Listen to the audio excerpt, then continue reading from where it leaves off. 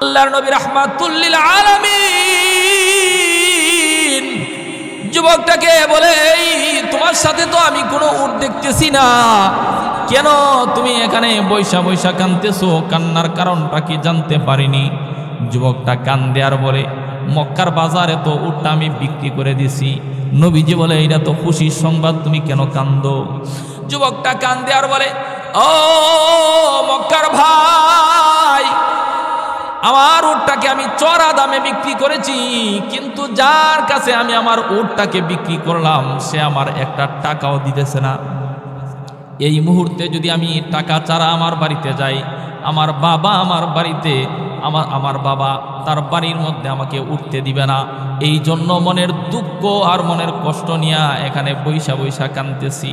আল্লাহর নবী রাহমাতুল লিল আলামিন অবৈধিয়া বলে, এই তুমি তোমার উটটাকে কার কাছে বিক্রি করেছো? তার কোনো নাম ঠিকানা তোমার কিচ্ছু জানা আসেনি? ওই যুবকটা কান্দে আর বলে, তার পরিচয় শুধু আমার কাছে না, মক্কার এমন কোনো মানুষ নাই যে তাকে চিনে না। সে মক্কার সবচাইতে বড় সর্দার, সবচাইতে বড় লিডার, যার নাম হলো আবুল হিকাম, যাকে আমরা সহজেই চিনি, যার নাম হলো আবু জাহেল। আল্লাহর নবী রাহমাতুল লিল আলামিন মুস্কি একটা হাসি দিয়া বলে, এই মক্কার মেহমান, যদি আবুল হিকামের কাছে আপনার উটটা আপনি বিক্রি করে থাকেন তাহলে আপনার কান্না বন্ধ করে দেন, আমি গিয়া দরখাস্ত করলে আপনার উটের টাকাগুলা দিয়ে দিবে। যুবকটা কান্না বন্ধ করে হাসতে শুরু করলো। আল্লাহর নবী রাহমাতুল লিল আলামিন যুবকটাকে নিয়া হাঁটতে হাঁটতে হাঁটতে হাঁটতে আবু জাহেলের বাড়ির দিকে রওনা দিছে। একটু সামনে যাওয়ার পর যুবকটা নবীজির দিকে তাকাইয়া বলে, এই মক্কার ভাই, আপনি এতগুলা টাকা উদ্ধার করে দিবেন, এর বিনিময়ে আপনারে কি দিতে হবে? আল্লাহর নবী রাহমাতুল লিল আলামিন মুস্কি একটা হাসি দিয়া বলে, তুমি মক্কার মেহমান, আর মেহমানের কদর করা হলো আমার সুন্নত। না না না, বিনিময়ে আমাকে এক পয়সাও দিতে হবে না। যুবকটা এত খুশি হয়েছেন, খুশির সুরে যুবকটা হাসতে শুরু করলো। যুবকটা আর একটু সামনে গিয়া বলে, ওনার সঙ্গে আপনার কি সম্পর্ক? এত কান্নাকাটি করলাম, একটা বারের জন্য টাকা দেওয়ার জন্য রাজি হই নাই, আর আপনি বললেই টাকা দিয়ে দিবেন। ওনার সাথে আপনার কি রকম সম্পর্ক? আপনার কি রক্তের সম্পর্ক না আত্মীয়তার সম্পর্ক? আল্লাহর নবী রাহমাতুল লিল আলামিন যুবকটাকে বলে, ওনার সঙ্গে আমার রক্তের সম্পর্ক, উনি হইল আমার চাচা আর আমি হইলাম ওনার ভাতিজা। এই যুবকটা এই কথা শোনার সঙ্গে সঙ্গে ভাব করে জমিনের মধ্যে দাঁড়ায় গেছে, আবার হাউমাউ করে কান্না শুরু করে দিছে। আল্লাহর নবী বলেন, কান্না কেন শুরু করলা? ওই যুবকটা কান্দে আর বলে, আপনি যদি ওনার ভাতিজা হয়ে থাকেন আর উনি যদি আপনার চাচা হয়ে থাকে, তাহলে আপনাকে দিয়ে আমার আর দরখাস্ত করার আউস আর নাই, কারণ আপনার চাচা তো মুরব্বী মানুষ, চুলও ফাঁকছে, দাড়িও ফাঁকছে, কবরের ভিতরে ফাও একটা না দুইটা গিয়া ঢুকিয়া রইছে। এই বুড়া মানুষ আমার সাথে যে খারাপ আচরণ করছে, আপনি তো তার ভাতিজা, আপনি তো জোয়ান মানুষ, সে তো আমাকে মারে নাই, আপনি তো আমারে মারবেন না, দরকার নাই, আপনাকে দিয়ে আমি আর দরখাস্ত করানোর কোনো দরকার নাই। আল্লাহর নবী মুস্কি একটা হাসি দিয়া বলে, তুমি আমার চাচার ব্যবহার দেখছো, চাচার ভাতিজার ব্যবহার দেখো না। আল্লাহর নবী রাহমাতুল লিল আলামিন যুবকটার হাত ধইরা হাঁটতে হাঁটতে হাঁটতে হাঁটতে চলে গেছে আবু জাহেলের বাড়িতে। ডাক দিয়া বলে, চাচা, আপনি নাকি ওনার কাছ থেকে একটা উট কিনেছেন? আবু জাহেল কো, তার সাথে আমার লেনদেন হয়েছে, তোমার সাথে কিছু নাই, তুমি চলে যাও। নবীজি বলে, না না না, টাকা বিহীন একটা সেকেন্ডের জন্য আপনার দরবার ছেড়ে আমি যাব না। আবু জাহেল রাগার গুসা নিয়ে ডাক দিয়া বলে, এই ভাতিজা, যাইবা না যাওয়ামু? নবীজি বলে, কিভাবে যাওয়াইবেন? দেখো হাতের কাছে একটা লাঠি আছে। আল্লাহর নবী ডাক দিয়া বলেন, লাঠি দিয়া যত পারেন আঘাত করেন, কোনো সমস্যা নাই, মাথাটা আমি ফাইতা দিলাম, যত মন চায় আপনি আঘাত করেন। এই কথা শুনিয়া আবু জাহেল রাগার গুসা নিয়ে নবীজির মাথার মধ্যে আঘাত দেওয়ার জন্য বসা থেকে যখন দাঁড়ায় গেছে, আল্লাহ তাআলা সব সহ্য করতে পারে, নবীর উপর আঘাত আসবে আল্লাহ তাআলা সহ্য করতে পারে নাই। আল্লাহ তাআলা জিব্রাইলকে ডাক দিয়া বলে, জিব্রাইল যাও যাও। জিব্রাইল আলাইহিস সালাতু ওয়াস সালাম সঙ্গে সঙ্গে আবু জাহেলের দরজার সামনে দাঁড়ায় গেছে, ডাক দিয়া বলে, আবু জাহেল, নবীজির শরীরের মধ্যে আঘাত দেওয়ার জন্য বসা থেকে দাঁড়াইছো, যেখানে দাঁড়াইছো সেখানেই দাঁড়ায় থাকো, একটা চুল পরিমাণ সামনে আসলে একটা থাপ্পড় দিয়া 7 তবক জমিনের নিচে ঢুকায় দেব। চিল্লায় বলেন সুবহানাল্লাহ। আবু জাহেল আবার কাঁপতে কাঁপতে কাঁপতে কাঁপতে যখন বসে গেছেন, বৈশা নবীজির হাতে টাকাগুলা দিয়া নিছে। আল্লাহর নবী রাহমাতুল লিল আলামিন টাকাগুলা নিজেও গণেন নাই, যুবকটার হাতের মধ্যে দিয়া দিছেন। এ যুবক, তোমার টাকাগুলা গুইনা গুইনা দেখো ঠিক আছে কিনা। যুবকটা গুইনা গুইনা দেখে টাকাও ঠিক আছে। যুবকটার অন্তরের মধ্যেও আনন্দের ঢেউ খেলতেছে। যখন আবু জাহেলের দরবার থেকে বের হয়েছে, আল্লাহর নবী রাহমাতুল লিল আলামিন যুবকটাকে বলে, ও মক্কার মেহমান, আপনি কি আপনার বাড়িতে সঠিকভাবে গিয়া পৌঁছতে পারবেন না? আপনারে পৌঁছায় দিতে হবে। সুবহানাল্লাহ। আসেনি কেমন ব্যবহার? নবীজি বলতেছেন পৌঁছতে পারবেন না, পৌঁছায় দিতে হবে। যুবকটা আনন্দে কান্না শুরু করে দিছে, ডাক দিয়া বলে, এই মক্কার ভাই, যেই মক্কার বাজারে আস্তা উট বিক্রি করে উটের টাকা পাই না, সেই মক্কার রাস্তা আমার জন্য নিরাপদ না। আপনি যদি আমারে পৌঁছায় দিতেন আমার বড় উপকার হইতো। নবীজি রাহমাতুল লিল আলামিন যুবকটাকে নিয়ে হাঁটতে হাঁটতে তার বাড়ি পর্যন্ত পৌঁছায় দিয়া নবীজি ফিরে চলে আসতেছেন। হঠাৎ যুবকটা ডাক দিয়া বলে, মক্কার ভাই, এত বড় একটা উপকার করছেন, একটা বারের জন্য আপনার নামটা আমি জানলাম না। কি গো, আপনার নাম? আল্লাহর নবী রাহমাতুল লিল আলামিন মুস্কি একটা হাসি দিয়া বলে, এই আমার নাম হলো মুহাম্মদ সাল্লাল্লাহু আলাইহি ওয়াসাল্লাম। মুহাম্মদ নামটা শোনার সঙ্গে সঙ্গে যুবকের সারা শরীরের পশমগুলা দাঁড়ায় গেছে। যুবকটা যেন আসমান থেকে জমিনের মধ্যে পড়ে গেছে। যুবকটার শরীরের মধ্যে কম্পন শুরু হয়ে গেছে। যুবকটা নবীজির চেহারার দিকে এক নজরে তাকায় রয়েছে। ডাক দিয়া বলে, এই যদি আপনার নাম মুহাম্মদ হয়ে থাকে, আপনার বাবার নাম কি আব্দুল্লাহ নাকি? আর একটু আস্তে করেন না, সুবহানাল্লাহ। আপনার নাম যদি মুহাম্মদ হয়ে থাকে, আপনার বাবার নাম কি আব্দুল্লাহ? নবীজি মুস্কি হাসি দিয়া বলে, হা হা, আমার বাবার নাম আব্দুল্লাহ। কি গো, আপনার মায়ের নাম কি আমিনা নাকি? নবীজি মুস্কি হাসি দিয়া বলে, হা, আমার মায়ের নাম আমিনা। আপনি কি কুরাইশ বংশের নাকি? হ্যাঁ, আমি কুরাইশ বংশের। আপনি কি বনু মুত্তালিব গোত্রের নাকি? নবীজি বলে, হ্যাঁ হ্যাঁ, আমি বনু মুত্তালিব গোত্রের। এই কথাটা শোনার সঙ্গে সঙ্গে যুবকটা লাফ দিয়ে আইসা নবীজির পা মুবারকের মধ্যে পড়ে গেছে। নবীজির পা মুবারকের মধ্যে চুমাকায় আর বলে, ইয়া রাসূলুল্লাহ, ইয়া হাবিবাল্লাহ, ভুল করে ফেলছি, আপনি আমারে মাফ করে দেন, আপনি আমারে মাফ করে দেন। আল্লাহর নবী রাহমাতুল লিল আলামিন বলেন, ও যুবক, তুমি তো আমার সাথে এত বড় বিয়াদবিও করো নাই যে বিয়াদবির কারণে এইভাবে মাপ চাইতে হবে। কি ব্যাপার, এইভাবে কোনো কান্না করতেছো, এইভাবে কোনো কান্না করতেছো আর মাপ চাইতেছো? যুবকটা নবীজির সামনে লাফ দিয়া দাঁড়ায় গেছে। কোমর থেকে টান দিয়া লম্বা একটা তরবারি বের করে বলে, ইয়া রাসূলুল্লাহ, ইয়া হাবিবাল্লাহ, আমি হইলাম ইহুদি, আমার বাপ ইহুদি, আমার মা ইহুদি, আমার 14 শিরির সবাই ইহুদি। ইয়া রাসূলুল্লাহ, ইয়া হাবিবাল্লাহ, যেই দিন পাদ্রীর মুখ থেকে শুনেছি মুহাম্মদ নামে একজন লোক মক্কার জমিনে আসবে, যার বাবার নাম হবে আব্দুল্লাহ, যার মায়ের নাম হবে আমিনা, যে হবে কুরাইশ বংশের, যে হবে বনু মুত্তালিব গোত্রের, এই মুহাম্মদ আসার সঙ্গে সঙ্গে আমার ধর্ম দুনিয়া থেকে বিদায় হয়ে যাবে। ওই দিন পাদ্রীর হাতে ধরে আমি ওয়াদা করেছিলাম আর হাতের মধ্যে এই তরবারিটি নিয়েছিলাম, যেই দিন মুহাম্মদকে যেখানে যেই হালতে পাবো, পাওয়ার সঙ্গে সঙ্গে এই তরবারির আঘাতে মুহাম্মদের দেহ থেকে তার কেল্লাটা উড়াইয়া দেব। চিল্লায় বলেন নাউজুবিল্লাহ। ইয়া রাসূলুল্লাহ,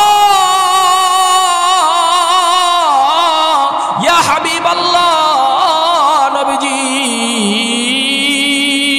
আপনার শহীদ আমার এত বিদ্বেষ থাকার পরও আপনি আমার সঙ্গে যে ব্যবহার করেছেন গো নবী, আর একটা সেকেন্ড দেরি করব না।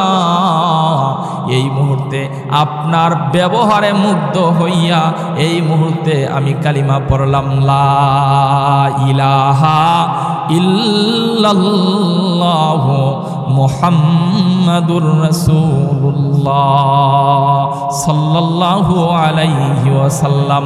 আল্লাহ তাআলা বলেন, ওয়া ইন্নাকা লাআলা খুলুকিন আযীম।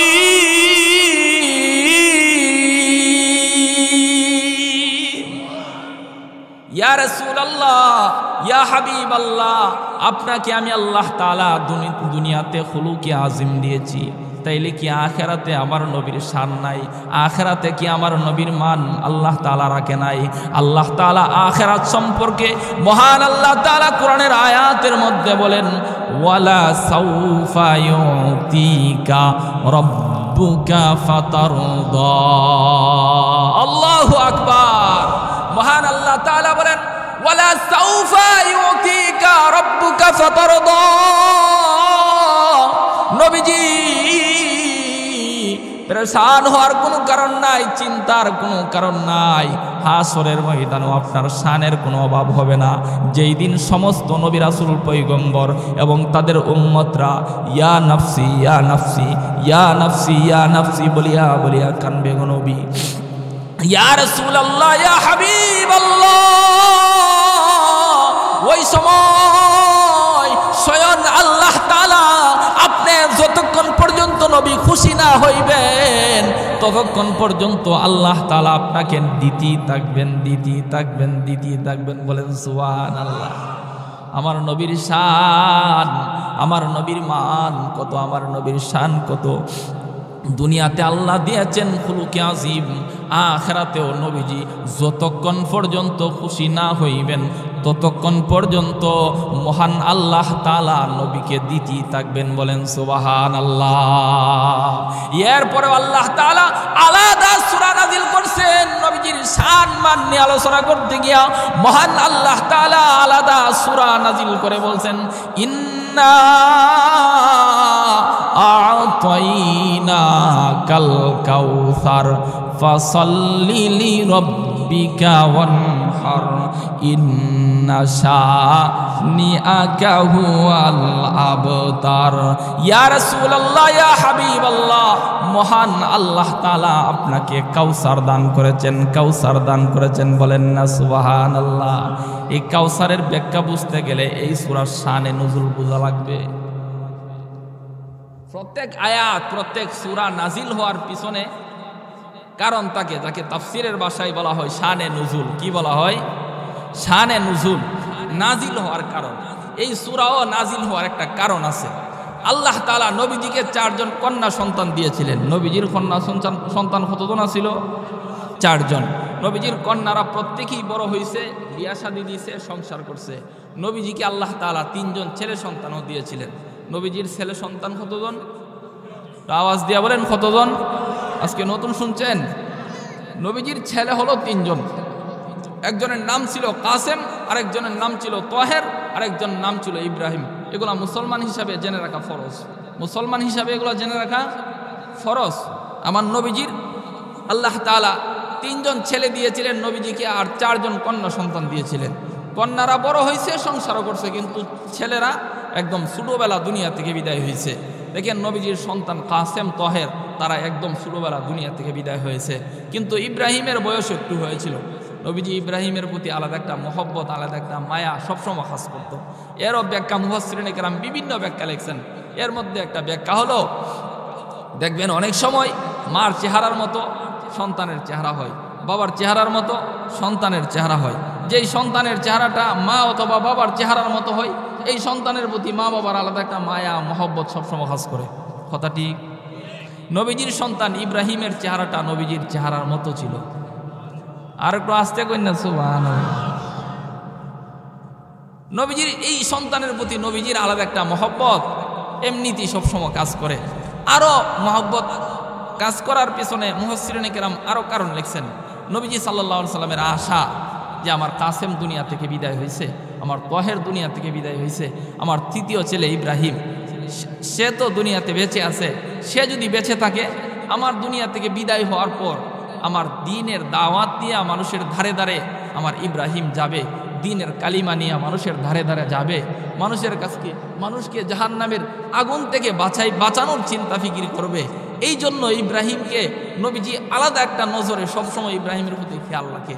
হঠাৎ নবীজির সন্তান ইব্রাহিম অসুস্থ হয়ে গেছে, সন্তান অসুস্থ হয়ে গেছে যে এই সন্তান নিয়ে চলে যায় নবীজি এরপরে নবীজি চিন্তা যদি এই সন্তানও চলে যায় তাহলে আমার উম্মতের গুনাহগার উম্মতের কি অবস্থা হবে। নবীজি এই চিন্তায় দৌড়ায় চলে গেছে কাবার অন্তরে। কাবাকে সামনে নিয়ে নবীজি সেজদায় পড়ে কান্না শুরু করছে।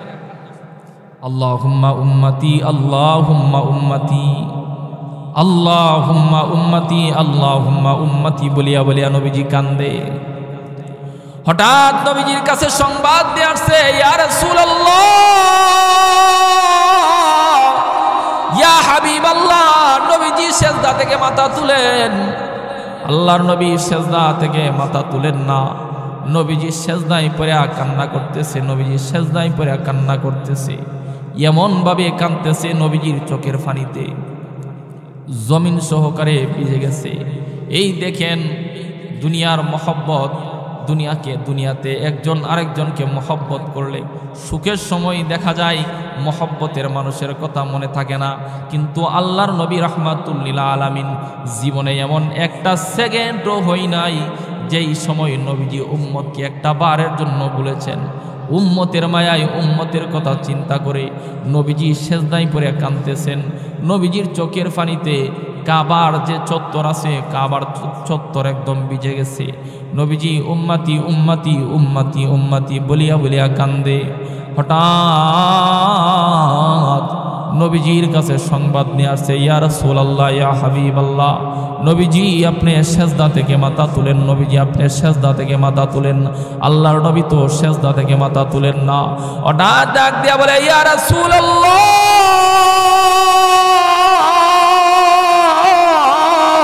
ইয়া হাবিবাল্লাহ। নবীজি আপনার আদরের দুলাল, আদরের দন, কলিজার টুকরা ইব্রাহিম তো দুনিয়া থেকে বিদায় হয়ে গেছে। এই একটু খেয়াল করে নবীর মহব্বত নিয়ে কথাগুলো শুনেন। যে নিজের আত্মীয় স্বজন দেখেন, আমাদের আত্মীয় স্বজন যদি কেউ দুনিয়া থেকে বিদায় হয়ে যায়, তার সঙ্গে চলাচল থাকলে তার মৃত্যুর পর কলিজা খাইপা উঠে।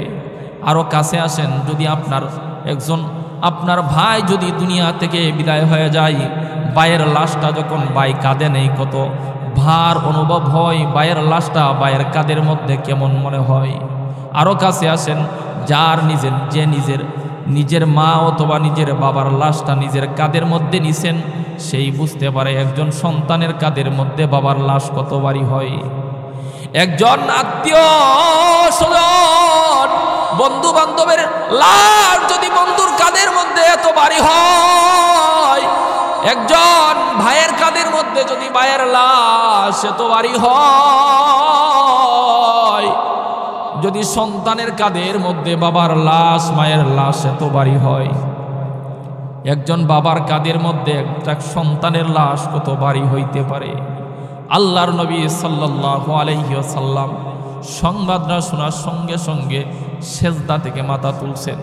এই সংবাদটা পাওয়ার সঙ্গে সঙ্গে যেন পুরাটা আসমান নবীজির মাথার উপর ভেঙে পড়ছেন। আল্লাহর নবী রাহমাতুল লিল আলামিন নিজের সন্তানকে জীবনের শেষবারের মতো দেখার জন্য সেজদা থেকে মাথা তুলে নবীজি লম্বা লম্বা কদম দিয়া দৌড়ায় চলে গেছে মারিয়া রাদিয়াল্লাহু তাআলা আনহার ঘরের সামনে। গিয়া শুনে মারিয়া রাদিয়াল্লাহু তাআলা আনহা এমনভাবে কাঁদতেছেন যেন মারিয়া রাদিয়াল্লাহু তাআলা আনহা কলিজা ফেটে মারা যাবে। এমনভাবে কাঁদতেছেন। একটা বার চিন্তা করেন, যদি আদরের সন্তান যদি চলে যায়, মার কান্দন, দুনিয়ার মানুষ আত্মীয় স্বজন 1 দিন 2 দিন 4 দিন 5 দিন 40 দিন 1 বছর 6 মাস মনে থাকে, কিন্তু মা দুঃখিনী যতদিন বাইচা থাকে পরের সন্তান দেখলেও নিজের কলিজায় চিফা মারে আর নিজের সন্তানের কথা মনে পড়ে যায়। আর একটা ছেলে যখন খেলাধুলা করে, মা নিজের সন্তান কল্পনা করে কান্দে আর চোখের পানি ফালায়। আল্লাহর নবীর বিবি হযরত মারিয়া রাদিয়াল্লাহু তাআলা আনহা এমন ভাবে কাঁদতেছেন যেন মারিয়া রাদিয়াল্লাহু তাআলা আনহার কলিজা ফেটে যাবে। নবীজিও কান্দে, মারিয়া রাদিয়াল্লাহু তাআলা আনহা কান্দে। নবীজি কাঁদতেছে, শুধু নবীজির চোখ দিয়া টপ টপ টপ টপ করে পানি পড়তেছে। নবীজির চোখের পানিতে নবীজির দাড়ি মুবারক ভিজে, নবীজির সিনা মুবারক পর্যন্ত ভিজে গেছেন, কিন্তু নবীজির কান্নার মধ্যে কোনো আওয়াজ নাই। অন্যদিকে মারিয়া রাদিয়াল্লাহু তাআলা আনহা জোরে জোরে কান্না করতেছে। হঠাৎ নবীজি ডাক দিয়া বলে, মারিয়া কান্না বন্ধ করো, কান্না বন্ধ করো। মারিয়া রাদিয়াল্লাহু তাআলা আনহা বলে, ইয়া রাসূলুল্লাহ, ইয়া হাবিবাল্লাহ, ও আল্লাহর নবী, আমার মতো দুঃখিনী এই মুহূর্তে আল্লাহর জমিনে আর কেউ হইতে পারে না। কেন এই অবস্থাতে আমি কান্না কিভাবে বন্ধ করি গো নবী? আল্লাহর নবী রাহমাতুল লিল আলামিন ডেকে ডেকে বলে, ও মারিয়া, এই মুহূর্তে জিবরাইল আইসা তোমার ব্যাপারে আল্লাহ তাআলার পক্ষ থেকে জিবরাইল আইসা সুসংবাদ জানায়া দিছে। মারিয়া রাদিয়াল্লাহু তাআলা আনহা বলে, ইয়া রাসূলুল্লাহ, ইয়া হাবিবাল্লাহ, এই মুহূর্তে আমার জন্য কি সুসংবাদ হইতে পারে গো নবী? আল্লাহর নবী রাহমাতুল লিল আলামিন বলেন, ও মারিয়া, যাদের সন্তান ছোটবেলা দুনিয়া থেকে বিদায় হয়ে যায় গো, এই সন্তানটারে হাসরের ময়দানে মহান আল্লাহ তাআলা দাঁড় করাইবেন। হাসরের ময়দানে আল্লাহ তাআলা সন্তানকে ডাক দেয়া বলবেন, এই আমার বান্দা, দুনিয়াতে আমি আল্লাহ তাআলা পাঠাইছি, আমি আল্লাহ তাআলা আবার নিয়ে আসছি। নেক কাজ করতে পারো নাই, বদ কাজও করতে পারো নাই, আজকে তোর ব্যাপারে আমার সিদ্ধান্ত হলো, যা যা যা, আমার তৈরি জান্নাতের ভিতরে চলে যা।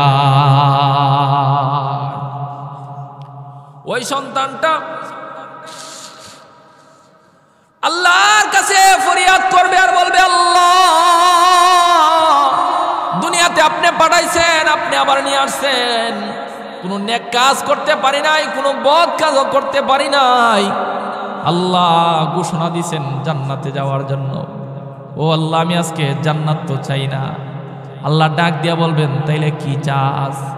সন্তান আল্লাহর কাছে আবেগ নিয়ে বলবে, আল্লাহ, দুনিয়াতে আমি আমার মা আর বাবার মাধ্যমে গিয়েছিলাম, আপনি পাঠাইছেন ঠিক আছে, কিন্তু ওসিলা ছিল আমার মা আর বাবা।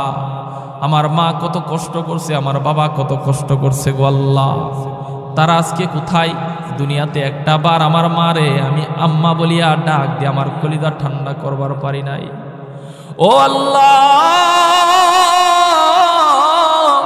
আমার বাপ কই? আমার বাপ, দুনিয়াতে আমি আমার আব্বারে একটা বার আব্বা বলিয়া ডাক দিয়া আমার কলিজা ঠান্ডা করবার পারি নাই, তারা যদি আজকে জাহান্নামের ভিতরে থাইকা থাকি, ও আল্লাহ, ও আল্লাহ, আমারে জাহান্নামের ভিতরে ঢুকাইয়া দেন। জাহান্নামের ভিতরে গিয়ে আমি আমার মারে একবার আম্মা বলিয়া ডাক দিবার চাই। আমি জাহান্নামের ভিতরে ঢুইকা আমি আমার আব্বারে একটা বার আব্বা বলিয়া ডাক দিয়ে আমার কলিজা ঠান্ডা করবার চাই। মহান আল্লাহ তাআলা একজন পুরুষ আর একজন নারীর দিকে ইশারা করে বলবেন, ওই জাহান্নামে যাবি কেন? এই মুহূর্তে ওই যে দেখ, তোর মা তোর বাপ তাদেরকে হাজির করে ফেললাম, যা গিয়া দৌড়াইয়া গিয়া মা আর বাপ বলিয়া ডাক দিয়া তোর কলিজা ঠান্ডা কর। সংবাদটা শোনার সঙ্গে সঙ্গে সন্তানটা দৌড়াইয়া গিয়া মার কুলের মধ্যে উঠবে। যতটুকু স্পিডে, যতটুকু আবেগ নিয়ে মার কুলের মধ্যে উঠবে, এর চাইতে আরো ডাবল স্পিডে মার কুল থেকে নেমে যাবে, আবার দৌড়াইয়া গিয়া বাবার কুলের মধ্যে উঠবে। যতটুকু আবেগ, যতটুকু মহব্বত নিয়ে বাবার কুলের মধ্যে উঠবে, এর চাইতে আরো ডাবল স্পিডে বাবার কুল থেকে নেমে যাবে। মহান আল্লাহ তাআলা ডাক দিয়া বলবেন, এই মা চাইলি মা দিলাম, বাপ চাইলি বাপ দিলাম। তাদের কাছে দৌড়ায় গেলি, আবার লাভ দিয়া নাইমা গেলি কেন? আবার লাভ দিয়া কেন নাইমা গেলি? ওই সন্তানটা আল্লাহর কাছে ফরিয়াদ করবে আর বলবে, আল্লাহ এইটা আমার মা না, এইটা আমার মা হইতে পারে না। ও আল্লাহ এইটা আমার বাপ না, এইটা আমার বাপ হইতে পারে না। মহান আল্লাহ তাআলা ডাক দিয়া বলবেন, কেন এইটা তোর মা না, কেন এইটা তোর বাপ না? ওই সন্তান আল্লাহর কাছে ফরিয়াদ করবে আর বলবে, আল্লাহ আমার মার পেটের ভিতরে আমি দুনিয়াতে একদিন দুই দিন নয়, একদিন দুই দিন নয়, দীর্ঘ 10 মাস 10টা দিন আমার মার পেটের ভিতরে ছিলাম। ও আল্লাহ, যেই দিন আমি আমার মার পেটের ভিতরে গেলাম, ওই দিন থেকে আমার মার খানা বন্ধ হয়ে গেছে। আমার মা একটা লুকমা খায়, আমার বমি করে ফেলে দেয়। আমার মার শরীরের মধ্যে পানি চলে আসছে, হাত পায়ের মধ্যে পানি চলে আসছে। আমার মার কোমর ব্যথা শুরু হয়ে গেছে, পেট ব্যথা শুরু হয়ে গেছে।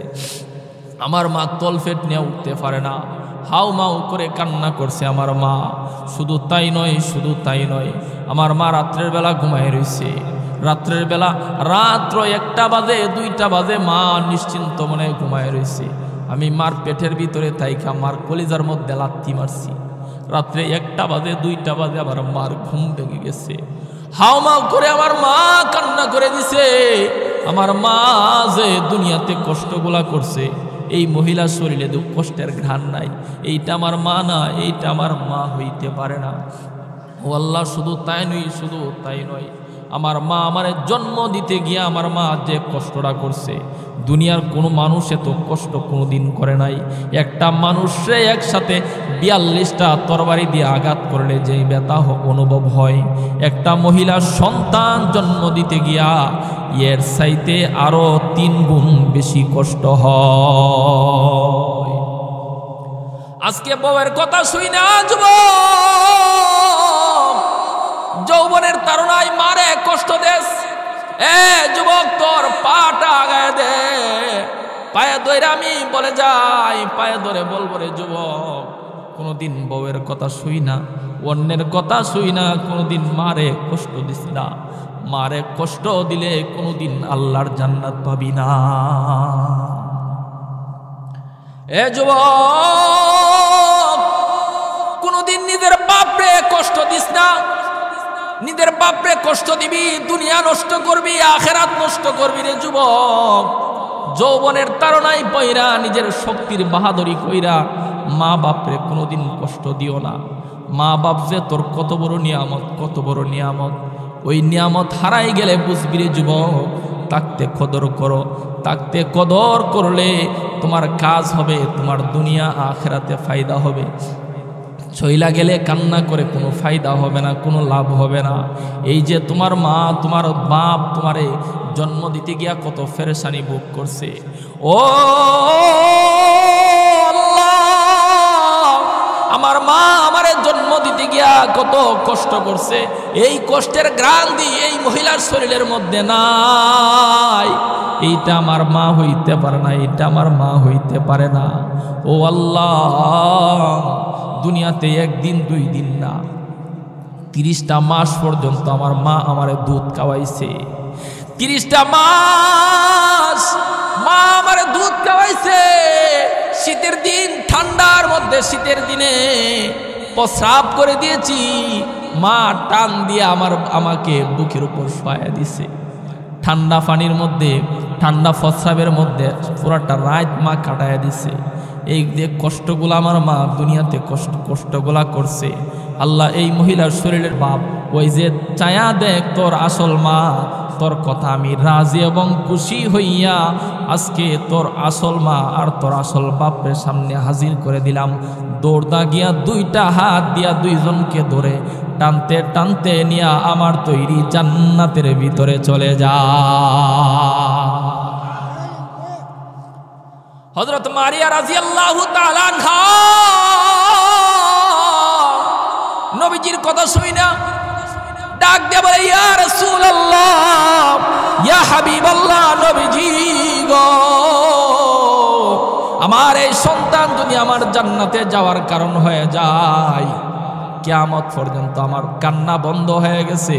আমি ইন্না লিল্লাহি ওয়া ইন্না ইলাইহি রাজিউন বলিয়া ধৈর্য ধারণ করলাম। গো নবী, ও নবী,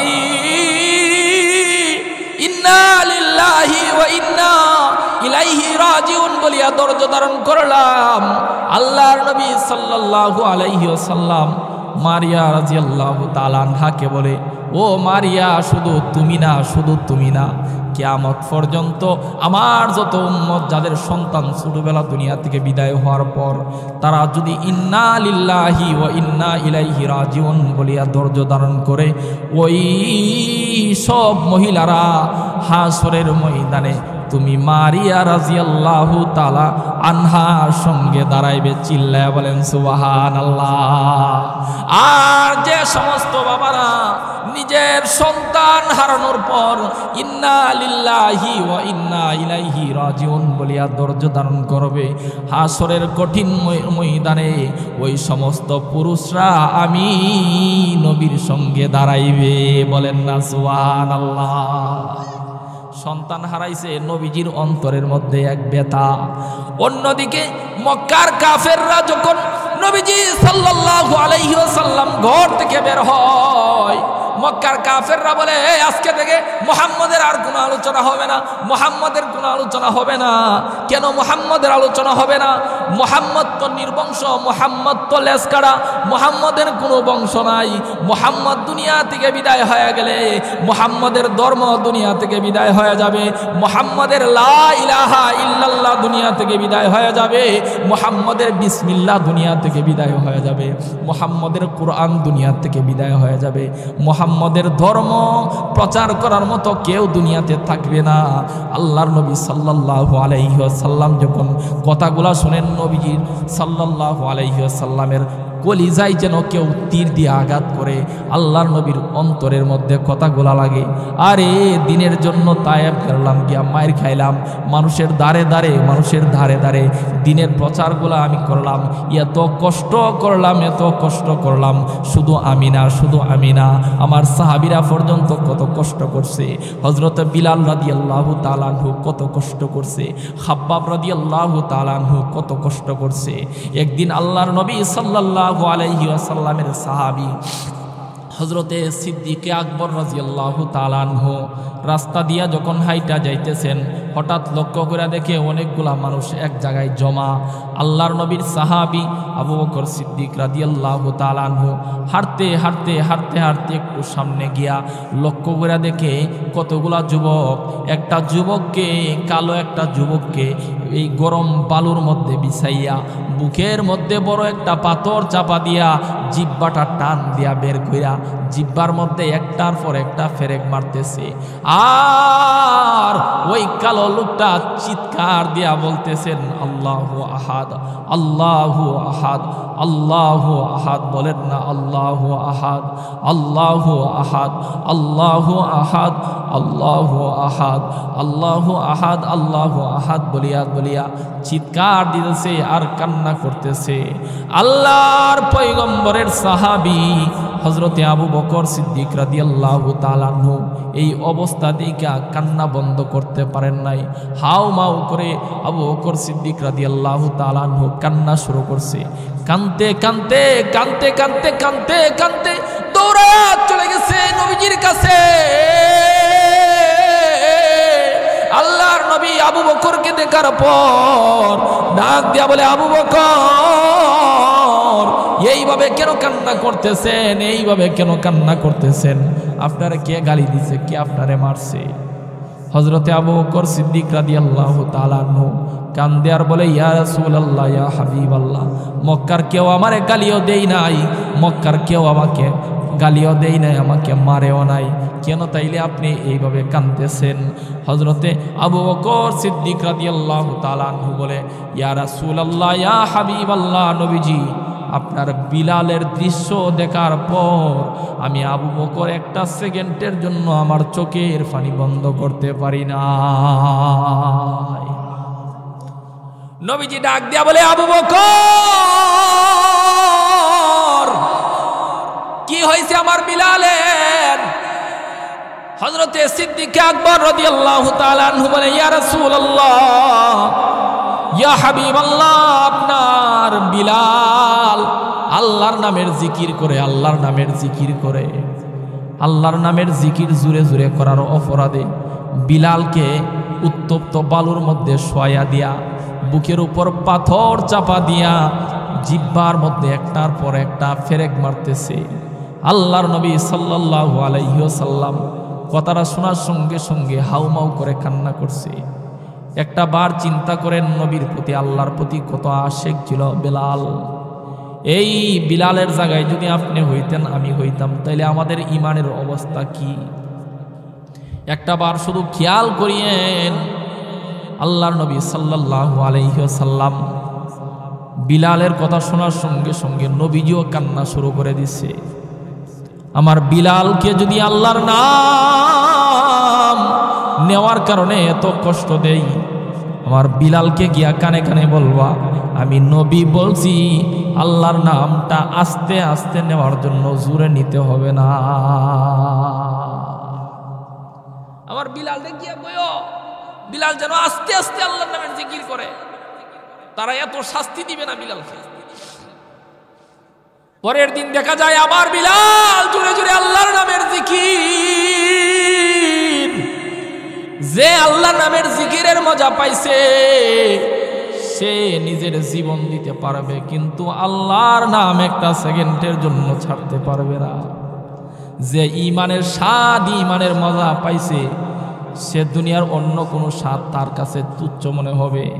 বিলাল পরের দিন আবার আল্লাহর নামের জিকির করে, আল্লাহর নামের জিকির করে, আল্লাহর নামের জিকির করে।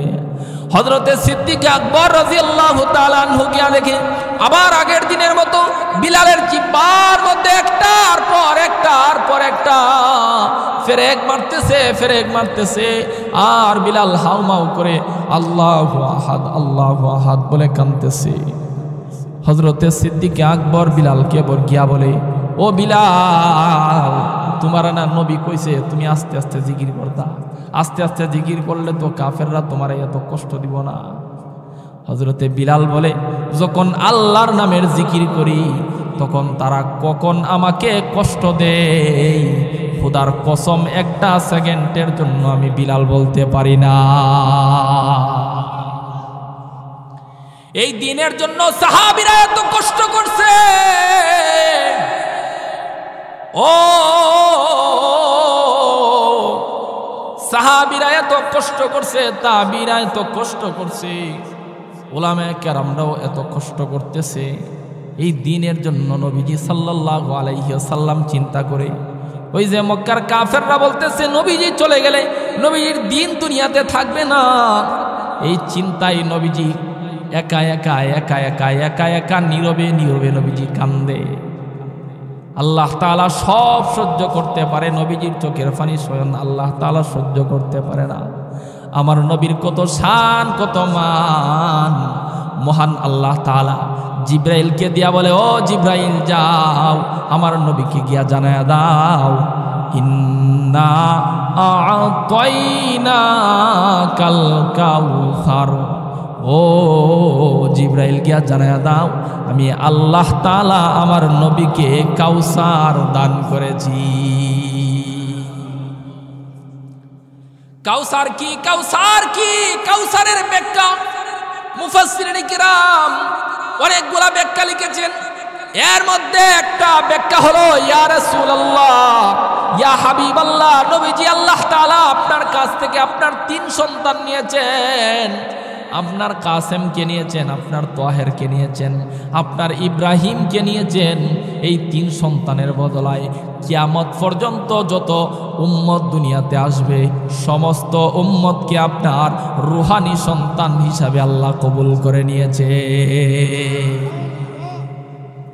ইয়া রাসূলুল্লাহ,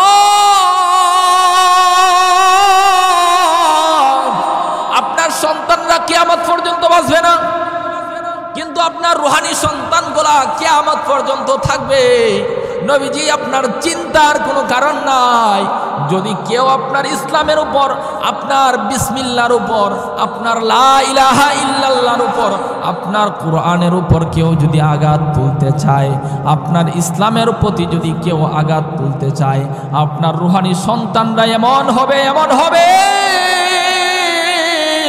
তখন নিজের জেলের চিন্তা করবে না, নিজের দেশের চিন্তা করবে না, এমনকি নিজের জানেরও চিন্তা করবে না। যদি নবীর ইজ্জতের জন্য দেশ ছাড়তে হয়, আপনার উম্মতরা, আপনার সন্তানরা দেশ ছাড়বে। যদি জেল কাটতে হয় জেল কাটবে, এমনকি যদি ফাঁসির কাস্টে ঝুলতে হয়, আপনার রুহানি সন্তানরা ফাঁসির কাস্টে উঠতেও একটা সেকেন্ড দেরি করবে না। কথা বলেন ঠিক না বেঠিক? যদি আজকে কোরআনের জন্য, আজকে আল্লাহর দ্বীনের জন্য দেশ ছাড়তে হয়, দেশ ছাড়তে ইনশাআল্লাহ রাজি আছি। যদি জেল কাটতে হয় জেল কাটতেও রাজি আছি।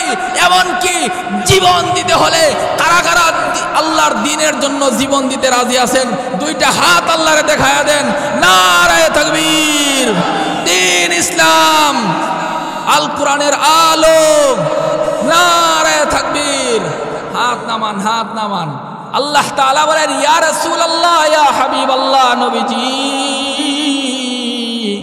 আপনার রুহানি সন্তানরা আপনার দ্বীনের জন্য জেল খাটার হলে জেল খাটবো। এর বাস্তব প্রমাণ যুগে যুগে উলামায়ে দেওবন্দ, উলামায়ে হক্কানি যুগে দিয়ে আসছেন। কথা বলেন ঠিক না বেঠিক? আজকে অনেক উলামায়ে কেরাম জেলখানার মধ্যে শুধু নবীর আশেক হিসাবে জেলখানার মধ্যে বন্দী আছে। দোষ একটাই, কি?